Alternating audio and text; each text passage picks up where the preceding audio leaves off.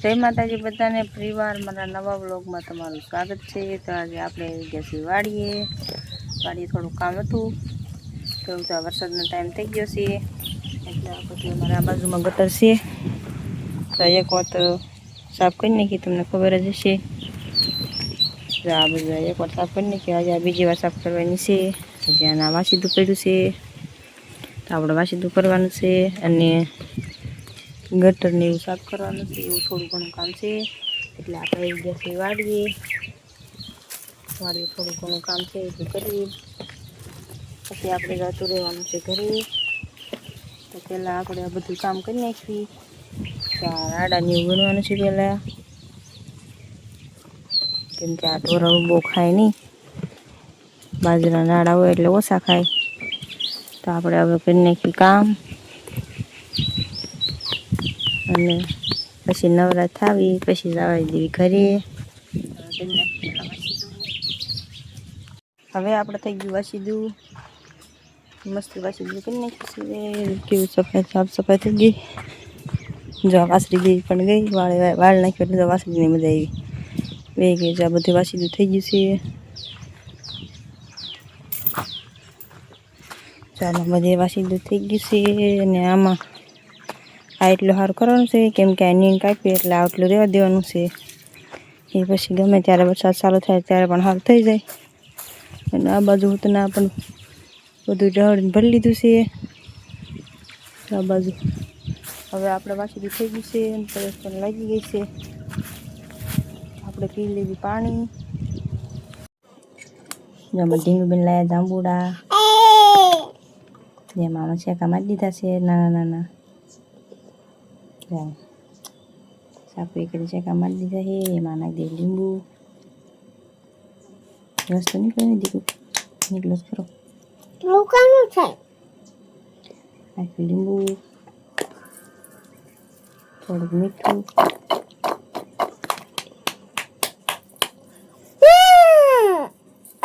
આમ કહેતો તાર જીવ, થોડુંક નાખી દઉં મરચું કોરું,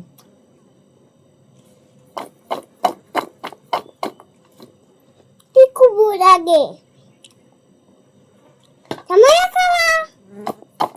જાંબુડા બની ગયા છે અમારે। આ બાજુ રે પડી જાય, આ બંધ કરી દે ઢાંકણું, બસ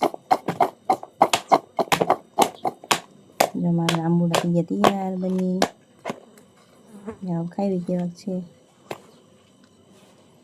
જો।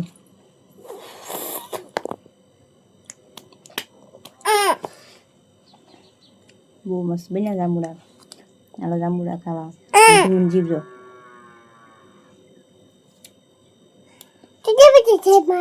બહુ મસ્ત છે। આપણે જાંબુડા ખાઈ લીધા છે ને જો હવે બનાવવાનું છે બટેટાનું શાક। તો સારી ઉતારી નાખી છે, સારી ઉતારી નાખી છે તો બટેટાનું શાક બનાવવાનું છે। તો બટેટાનું આપણે કટિંગ કરી નાખ્યું નાનું નાનું,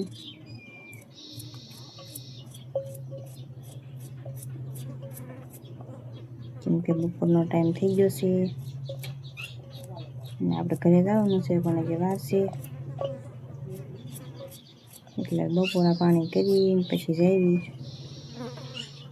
જો વરસાદ જેવું થશે તો થોડા વહેલા રહી જઈશું અને નકર આપણે બપોરા પાણી કરીને જઈશું।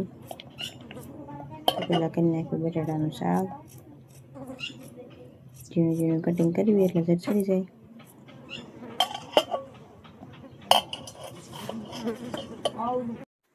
તો જો આપણે બટાટા સુધારાઈ ગયા છે અને તેલ પણ મૂકી દીધું છે જામાં, અને વઘારવાની તૈયારી છે। જો આમાં તેલ આવી ગયું હોય તો રાઈ નાખી દેવી, જો તેલ પણ આવી ગયું છે।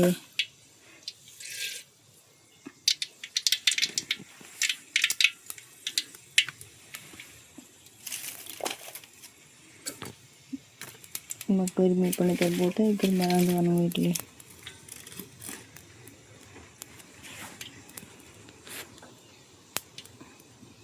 ને બટાટા ધોઈને લઈ લીધા છે તો જેમાં પાણી છે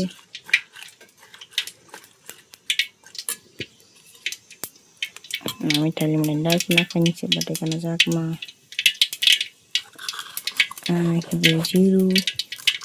જીરું છે પણ આમાં ફૂટી ગયું છે ત્યારે.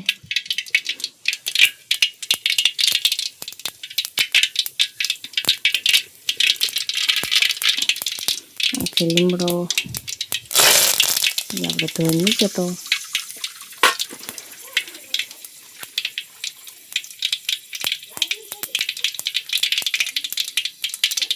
અને જો તેલ આવી ગયું છે, રાઈ પણ ફૂટી ગઈ છે. હવે નાખીએ બટેટા. તો આપણે આવતા રહીશું ઘરે, કેમ કે વાદળા બહુ થઈ ગયા છે. આ જો વાદળા થઈ ગયા છે મસ્ત, જો વરસાદ આવે એવું થઈ ગયું છે.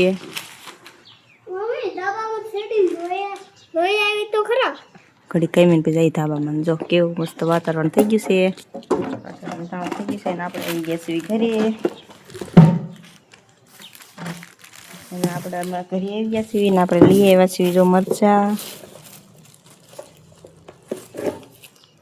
અને આદુ છે ને કોથમી છે, કેમ કે આપણે બાજરાનો લોટ ઉતરવાનો છે એટલે ડુંગળીને એવું કર્યું હતું, મરચાંને હતું એટલે લઈ આવ્યા છીએ.